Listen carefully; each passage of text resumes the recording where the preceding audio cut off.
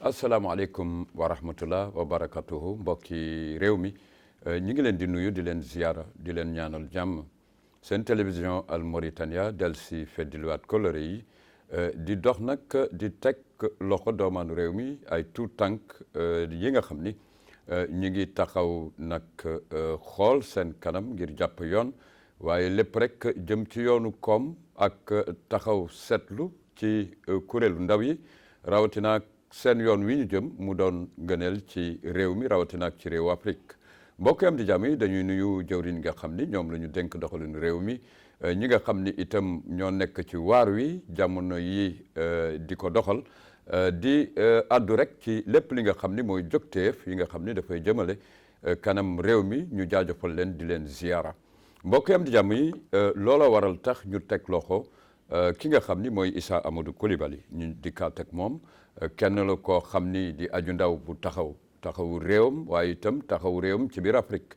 mu jiite kuréel wi di APANA GF ñoom nag ñuy sàlloo lépp li nga xam ne rek moo jëm ci taxawaayu ndaw yi fexe ba di leen encadré waaye itam di leen tàggat ci yoonu koom rawatina ak yoonu am xëy mu nekk lu am solo waaye taxawal Afrique itam ci biir Mauritanie am na solo lool ba tax na ñu dalal ko di ko ñaanal jàmm Issa Amadou asalaamaaleykum wa rahmatullah wa barakatu ñu ngi lay ziar di la dalal. waaleykum salaam wa rahmatullah taala wa barakatu maa ngi leen di nuyu yéen ñëpp maa ngi leen di nuyu itamit monsieur Wade donc maa ngi leen di jaajëfal di leen ñaanal jàmm tamit incha allah taala donc je suis vraiment ravi d'être aujourd'hui parmi vous. jërëjëf monsieur le président mbir mu ne wala jamono bu ne ak jógteefam. tey jii réew mi am fu mu taxaw ñu seetlu ko ñun ñëpp. alors yéen ngeen nekk kuréelu Afrique ci biir réew mi. di ay doomaanu réew mi. lan ngeen indil askan wi ci taxawaayu ndaw yi. ok exactement. xam nga ñun instant bi c'est-à-dire que déjà sunu xeex fu mu yem notre combat le bout de notre combat instant bi fu mu yem. ak situation pays bi tamit donc gis nañu bon y a une évolution mais tamit ba léegi des na tamit lu bari parce que instant bi yaakaar nañ ñu ngi jéem dugg ci beneen phase une deuxième phase. waaw bala ngeen di dugg ci beneen phase wax nga fi léegi am na jéego yu am solo am na jéego itam yu doxul est-ce que mën nga ñu ci jaaral yu dox yi lan la exactement te ngeen constaté ko ci réew mi. non c'est que xam nga man en tant que Mauritanien aujourd'hui tu sais que c'est pas facile du tout man aujourd'hui par exemple je peux dire que durant cette année année bi yëpp presque j'ai annulé mes voyages à l'extérieur de ce pays pour me focaliser à arriver à résoudre certains problèmes de ce pays parce que tamit neexul tamit yow tamit que tu pars dans d'autres télévisions africaines et que les gens te posent des questions comme c'est des journalistes ils peuvent te poser n'importe quelle question mais quand ils te posent des questions... Comme tu l'as fait au Sénégal. Oui. Quand ils te posent des questions concernant la situation de ton pays et que toi, tu n'es pas là... Il faut savoir quoi dire. Et que toi, tu n'es pas là à essayer de résoudre certains problèmes. Donc toi, qu'est-ce que tu pourras résoudre? Comment tu pourras résoudre d'autres problèmes en dehors de ton pays? Donc c'est-à-dire que je crois bien que le charité bien ordonné commence par soi-même. Donc nous avons commencé à essayer de résoudre les problèmes des Mauritaniens, ce qui a été très difficile pour nous. Avec une dimension africaine. Avec une dimension africaine. Parce que nous aujourd'hui, ce que les citoyens mauritaniens voient de Mauritanie, nous, c'est pas ce qu'on voit de la Mauritanie. Ça fait deux. Oui, parce que vous êtes de la Mauritanie. Nous sommes de la Mauritanie, en même temps, nous avons une dimension africaine. Vous avez compris? C'est pas cette dimension africaine que tu as par rapport à ton pays. C'est pas la même dimension que un citoyen normal de ce pays, lambda de ce pays, cette dimension par rapport à son pays. C'est-à-dire qu'il y a des enjeux et des problèmes qu'il n'arrivera pas internationalement. Exactement. C'est-à-dire que nit ki yow boo fekkee ni yow yaa ngi instant bi man ñu du fekkee ni ñun léegi développement Afrique na ñuy xool xam nga léegi suñu gis-gis développement Afrique ak nu ñu war a gisee Mauritanie ak yeneen pays du benn par rapport ak xamante ni moom gis-gis développement Mauritanie rek lay mais dama lay wax nag ni am ngeen sas parce que réewu Mauritanie niroowul ak benn réew même yi ko joge du ñu benn non réew Mauritanie xam ngeen loolu exactement xam nañu loolu nous on connaît vraiment la réalité des Mauritaniens on connaît la réalité de ce pays le pays est très fragile Comme on l'avait tout le temps dit du côté de l'éducation, du côté si yëpp. Le pays est très fragile. Et le pays très fragile mooy lan très fragile, c'est-à-dire qu'aujourd'hui par exemple, tu vois combien de gens qui avaient des initiatives mais finalement ils l'ont laissé. ñi nga xam ni dañ doon biral ay kuréel. mais lan mooy tax. selon def ngeen cay jàngat cette fragilité, c'est-à-dire c'est par rapport à quoi? C'est par rapport à ce que là où il y a des portes qu'on devait ouvrir à la jeunesse ou à certaines personnes qui ont des initiatives de bien faire et on les a bloquées là-bas. loolu doy na waar donc c'est-à-dire mais xanaa du ñëpp wala taxaw seetlu dañu amul projet yu fiable ou objectif yu normal par rapport ak réew mi wala lan moo tax ba ñu bloqué leen exactement jàngat ngeen ko. waaw loolu moo tax ñu bloqué leen c'est-à-dire qu'aujourd'hui par exemple bu fekkee ne nit ñi léegi aujourd'hui c'est rare de voir des Mauritaniens qui essaient de voir la Mauritanie en voie de développement. Je te le dis et je le dis ici. lu tax. Pourquoi? Parce que tu vois c'est-à-dire que. wala fan ngeen leen fekk doomaanu réew mi yooyu. waaw ci lan lañ nekk exactement lu leen jàpp sama ko mënee wax. non c'est-à-dire que là quand tu vois ces gens-là c'est-à-dire ils sont là pourquoi? C'est-à-dire pour eux c'est il faut être devant pour pouvoir développer. Non, c'est faux. maanaam ku nekk da nga bëgg mandarga daal. mandarga pour nga développer. non on est tous pressés d'être devant pour pouvoir développer mais c'est faux. Il faut pas, c'est pas parce qu'on doit être devant pour pouvoir développer. Non, c'est une chaîne.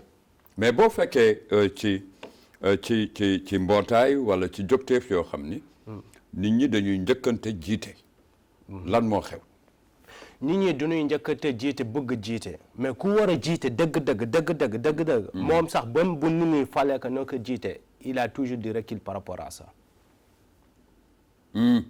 parce que c'est lui. là-bas on parle dañuy wax jiite. ak wala xarañteef wala compétence da nga bëgg a wax ni dañuy réew mi bare na ci ñoo xam ni dañuy bëgg a jiite te amuñu compétence. dañoo bëgg a jiite amuñu compétence. ça c'est de un. te tamit nit mun nga sax bañ a am compétence nga jiite. affaire bi tegu. mais ñu ngi ci ëttu ndaw yi ah. vous parlez aux jeunes. waaw je parle déjà. tu peux ne pas avoir la compétence et diriger. c'est pas ça le problème. bu fekkee ni yow tu as une autre sensation de l'humanité c'est-à-dire que tu veux une réussite pour tout le monde. yaa ngi may wax ni nga am mayu yàlla daal. nga am loo xam ni tu comprends donc c'est-à-dire ce genre de personne même s'il n'a pas la compétence. il peut être accompagné des gens compétents pour l'amener devant. parce que lui il se soucie loolu mooy thème c'est-à-dire notre deuxième phase. je me soucie de l'autre. je me soucie donc bu ma la déggee ci première phase bi. da ngeen gis ni nit ñi dañu bëgg ay mandarga ba pare yàkkamti dans le milieu jeune naka ngeen ko tënke bala ngeen di egg ci deuxième phase. c'est-à-dire que ñun léegi aujourd'hui nos plus grands soucis actuellement. c'est de vouloir développer la Mauritanie par rapport aux autres pays développés de l'Afrique. yan ci pays. quand tu prends Rwanda. Sénégal tout près. au moins am nañu un taux de développement. quand tu prends le Maroc tu prends Tunisie quand tu prends le Rwanda actuellement. ce niveau de développement boobu bu nu egg. ñun loolu nañu fiir. loolu nañu bëgg Mauritanie dem ba toll niveau boobu. donc loolu ngeen di biral ci ñaareelu pàcc bi. loolu nañuy di biral pour que ñu mun a egg foofu ñun ñun ko biralee si lan si stratégie la. mais Issa ku la laajoon lu ngeen jot def. tey ci réew mi. nga wan ko. waaw ñun kay ku ñu laaj bu ñu doon def ñu wan ko parce que nous on a beaucoup fait dans ce pays. parce que nous on a joué sur le changement du comportement. mais est-ce que dégg nañ leen boo jëlee njiitu réew mi ak kuréel yi nga xam ni wala jawrin yi. tey ji loolu laa bëgg a xam ndax yëg nañ leen wala jël nañ leen en compte ni ñu leen war jëlee exactement. nit ñi yëg nañu na. je peux dire peut-être le président il n'est pas au courant. je ne sais pas xawma ko si dara. bu ngeen di def liggéey bu toll nii. waaw nekk ay doomaanu réew mi. di taxawal Afrique. seen njiitu réew nekk njiitu. Afrique Union africaine. njiitu Union africaine. waaw loolu moom te yëgu leen doy na waar. doy na waar on se pose la question. est-ce que jéem ngeen ko jéemaat ko. jéem nañu ko 6 mois avant bu ñuy egg fii ñun c'est-à-dire on a pris 6 mois de faire une campagne pour voir le président et lui apporter des solutions face aux problématiques de la jeunesse mauritanienne et face aux problématiques des Mauritaniens. Mais en tout. On est parti jusqu'à voir les gens les plus proches de lui pour essayer de leur expliquer, mais il n'y a pas eu de résultat. Oui, mais d'accord. Xam nga loolu jukki la rek ak gis-gis. Mais lan ngeen di xaar ci moom au juste? Même Non, c'est-à-dire qu'aujourd'hui, par exemple, il est le président de la Mauritanie. C'est-à-dire que nous, aujourd'hui, même si on a des projets, on va travailler avec l'État sur ces projets. Même si ces projets appartiennent au peuple. Donc, c'est-à-dire qu'il y a des situations, il y a des accords, il y a certaines autorisations. C'est seulement l'État qui a ça.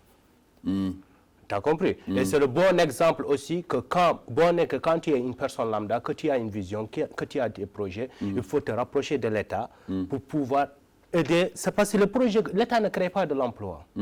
C'est nous qui créons de l'emploi. Ce sont les entrepreneurs qui créent de l'emploi. Ce sont les hommes d'affaires qui créent de l'emploi. Mais ce n'est pas à l'État de créer de l'emploi. L'État ne crée pas de l'emploi. Tu as compris? Mais nous, c'est-à-dire que l'État seul ne peut rien faire. Il faut que l'État il faut qu'on arrive à soutenir l'État. Oui, mais vous le soutenez avec quel levier? Vous le soutenez avec quoi à la main? C'est-à-dire que nous, on a par exemple des projets qui solutionnent tous les problèmes de Mauritanie. Et pourtant, parfois, quand on le dit, parfois les gens n'arrivent pas à croire. Mais moi, je te donne une chose la plus facile tout de suite. C'est quoi? Moylan, avant même de parler d'autre chose. Tu sais que durant 7 années ou ces 5 ans, l'État a financé combien d'argent pour la société? Combien? Si tu prends seulement des milliards. Si tu prends par exemple sur comment dirais le ministère de l'Habitat, ils ont financé plus de 57 milliards. Quand tu prends sur Terre Azul, ils ont financé combien? Vous avez compris? Alors, ce qu'ils ont financé, ils ont fait quelque chose. Mais le résultat, ça reste. Mais nous, qu'est-ce qu'on a comme solution?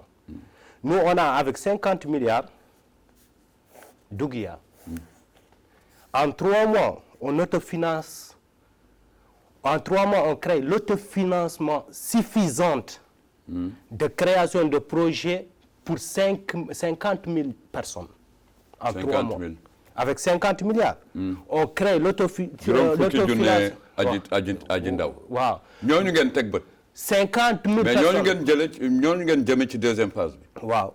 Mais avec quoi exactement? Non, c'est-à-dire d'abord, on n'a pas encore cet accord. Donc, il y a des études là, qui sont là, sont claires. C'est-à-dire, ce n'est pas aujourd'hui. On n'a pas monté ça aujourd'hui. Ce n'est même pas encore rentré dans l'Internet, parce que le projet s'appelle l'asoprosogène. Ce n'est même pas, quand tu le cherches dans l'Internet, tu ne vas pas le trouver. Parce que c'est nous qui devons faire rentrer ce document dans l'Internet pour que les gens puissent trouver ça. Parce que c'est un document qu'on a réservé pour arriver à solutionner les problèmes des Mauritaniens. Avec 50 milliards, on arrive à sortir l'autosuffisance financière de 50 000 Mauritaniens. En termes de projet. En termes de projet.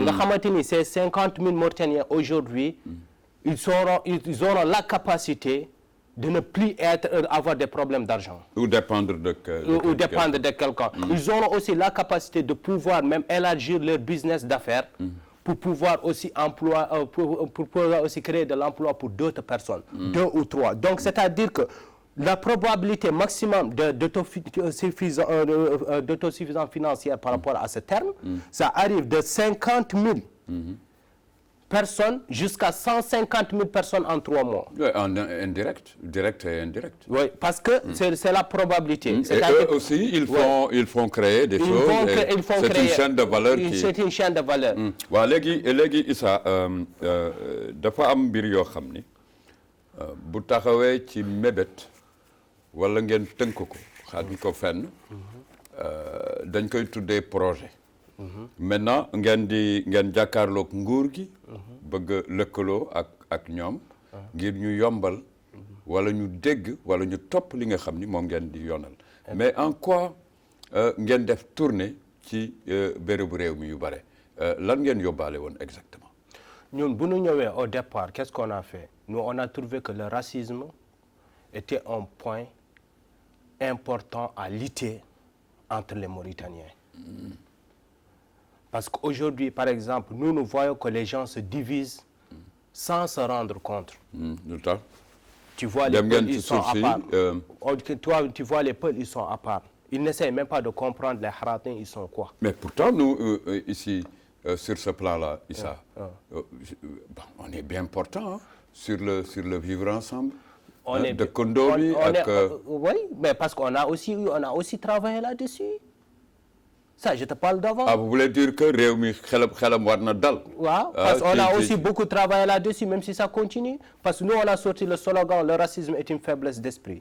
Qu'il n'y a pas plus belle qu'une Mauritanie unie, définie par son ensemble, vivant une fraternité transparente. Et visant le seul objectif de développer son pays. Si nous ne pouvons pas être unis, du fait qu'on est des citoyens dans ce pays, unis seuls au regard du respect de l'islam. Car notre division est la cause principale de tous nos problèmes et la solution dépend de nous. Issa, accepte ton frère. Monsieur le Président, xam nga li ngay wax dafa am solo. Waaw. Dama bëggoon li ngay wax. Ma wax ko en wolof. Nga wax ko en wolof ci émission wolof nga rek. Ok. Yàpp amul lu ci gën a neex nga gis une Mauritanie unie.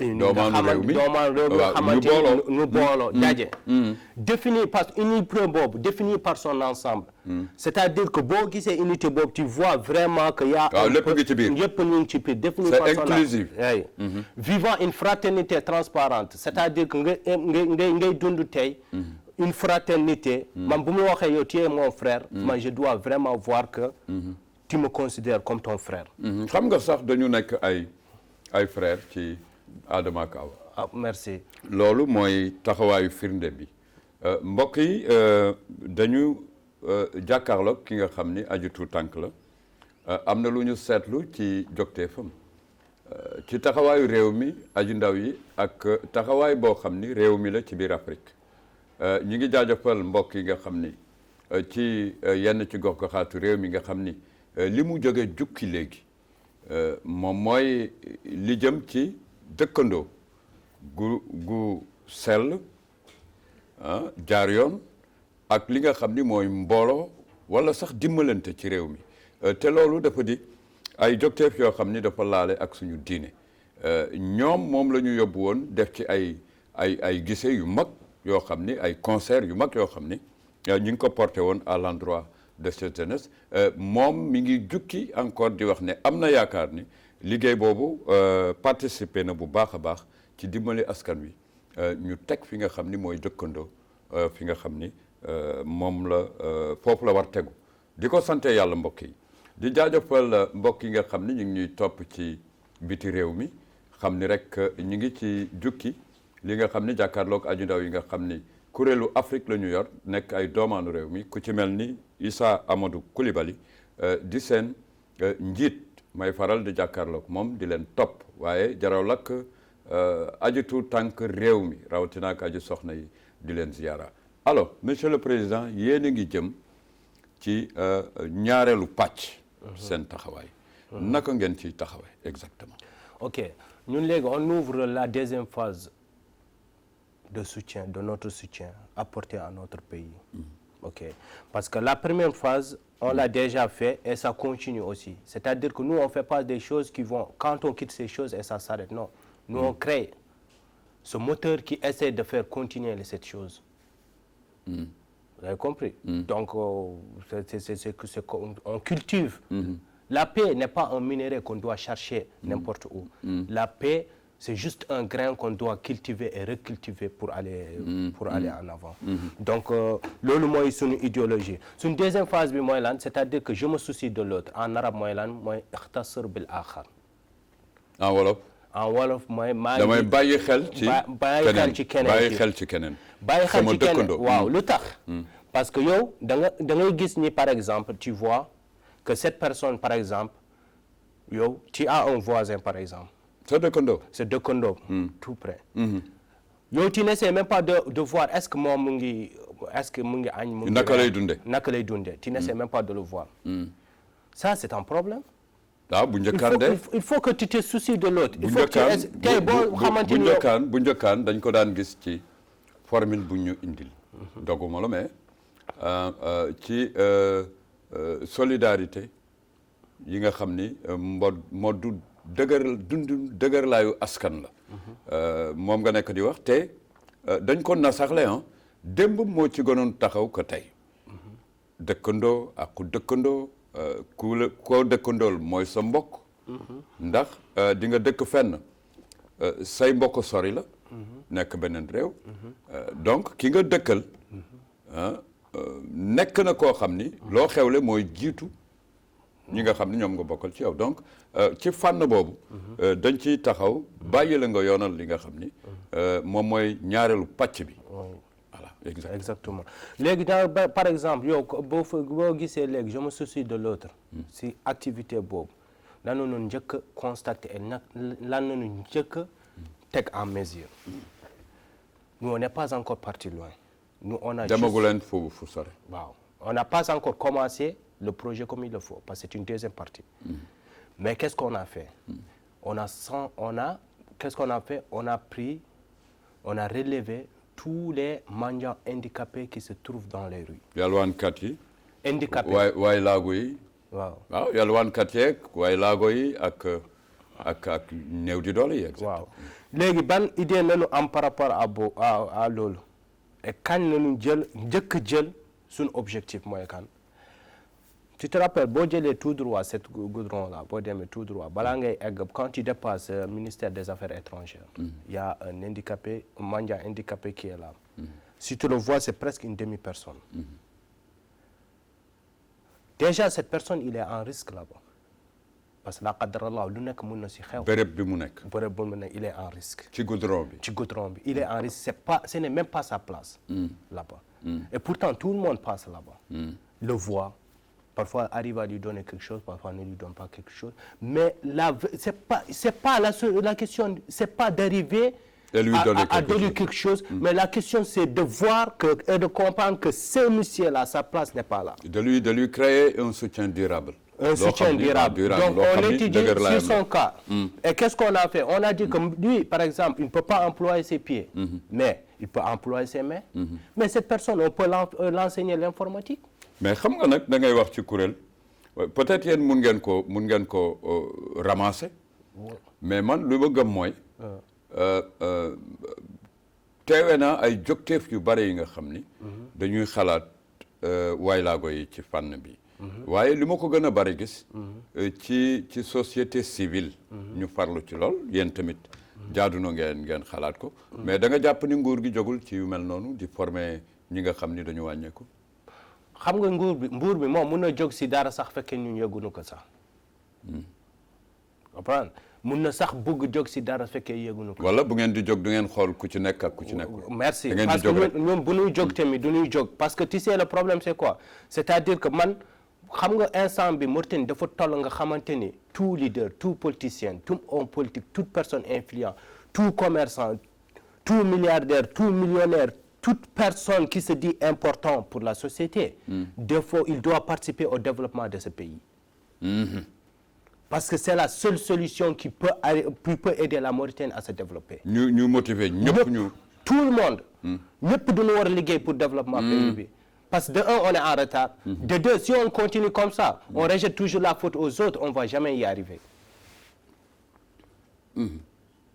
De trois, qu'est-ce qu'on va faire? De trois, après, on finira par détester ce pays, vouloir vivre ailleurs ou rester vivre ailleurs. Non, on ne peut jamais détester son propre pays. Non, mais c'est... xam nga détester moom. waaw. yaakaar feneen mën naa ci bokk boo demee tamit da ngay dellu si. da ngay dellu si loolu war ngeen ko encourager aussi. mais da nga commencé ci waylaago yi ak ñi nga xam ni. dañu wàññeeku. mooy waylaago yi. lan ngeen leen bëgg a jukkil. ñun tous les handicapés nga xamante ni. qui peuvent faire des activités, on va essayer de les former sur des activités.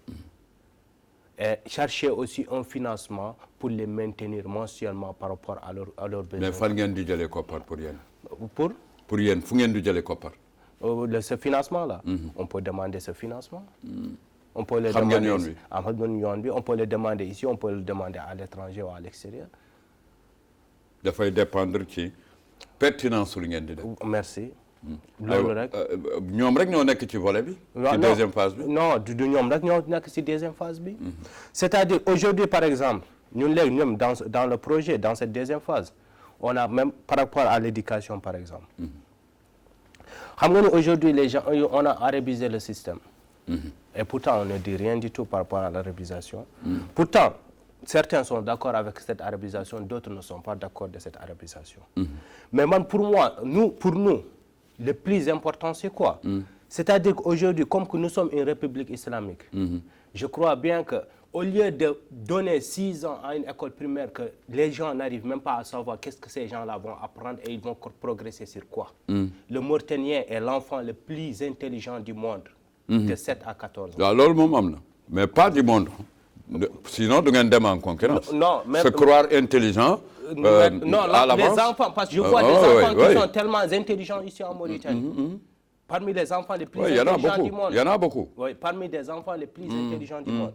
Donc la question, qu'est-ce qu'il faudra faire? C'est-à-dire que je crois que les 6 années de primaire, il faut les réserver à l'étude coranique et à l'apprentissage de 2 autres langues.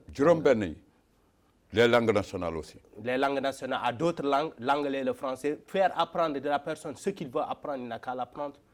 Mais il ne pourra pas passer l'examen, l'entrée en 6e, sans pour autant avoir un niveau d'étude coranique. Ou même les langues, avoir maîtrisé d'autres langues nationales. Oui, un niveau d'étude coranique qui lui permet d'entrer en 6e. Et maintenant, recommencer, spécialiser les jeunes à partir du premier collège. C'est-à-dire, tu veux faire la médecine. À partir du premier collège, on doit te spécialiser en médecine.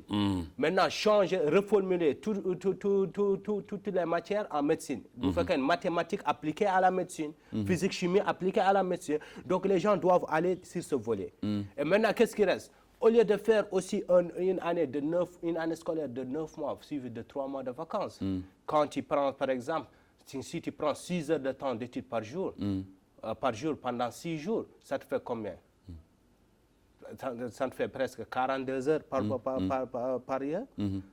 Ça te fait presque 36 heures comme ça.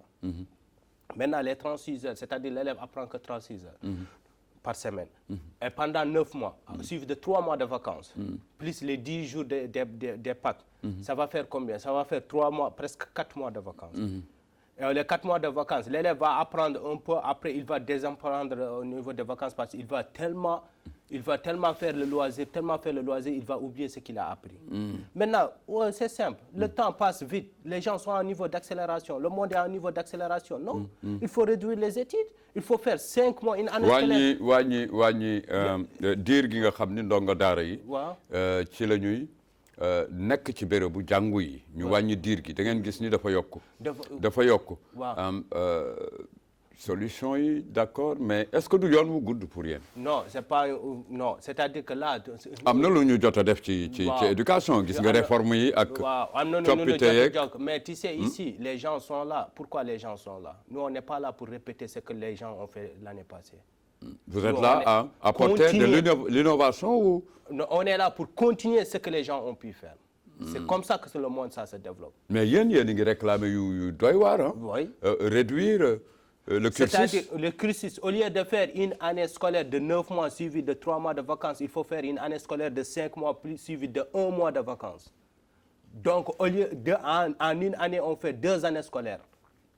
L'élève va apprendre vite, grimper vite, comprendre vite. Et bon, foofu xëy na jàngatu ñi nga xam ni ay borom xam-xam lañu. En termes de dire, ni ñuy wax dire de temps, est-ce que doy na wala doyul? Mais en tout cas am nañu yaakaar ni importance su kuréel bi ngeen yore man lu ma gis mooy amal na ma njëriñ ci engagement ak taxawaay ak vision su ma ko mënee wax noonu. wante keroog boobu muy taxaw ci réew mi damay wax ni am ngeen sas boo koy mujjeel nga xam ni dañ lay toppaat ngeen fekk leen ngeen nekk ci biir deuxième phase bi boo koy jukki di fi bàyyi dara pour li ngeen natt dëkkmal jot nga ci jaar nga génne ko lan ngay wax exactement seen taxawaay. Nous, actuellement, nous on s'est toujours battu pour le développement de la Mauritanie et on va continuer de nous battre pour développer ce pays. On ne cherche pas à être des présidents ni des ministres pour pouvoir développer ce pays.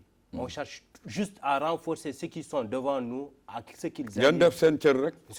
Maintenant, quand on progresse sur ce deuxième phase, par exemple, faire l'employabilité en Mauritanie, tu sais. Mais ce qu'on a fait, on a sorti un jeune, un emploi nourrit la racine du développement. mooy. Si un jeune a un emploi, il nourrit la racine du développement. aji tout tànk bu am xëy. dafay dolli ndëgërlaayu yokkute koom. waaw loolu moom c'est évident. Qu'est-ce qu'on a vu des problèmes? Parce que njaboot gu yokku. waaw koomu réew mi day yokku. merci. Voilà. Qu'est-ce qu'on a vu que des problèmes? On a vu qu'aujourd'hui il y a des maçons, il y a des ouvriers, il y a des manœuvres, il y a des mécaniciens, il y a n'importe qui sont là.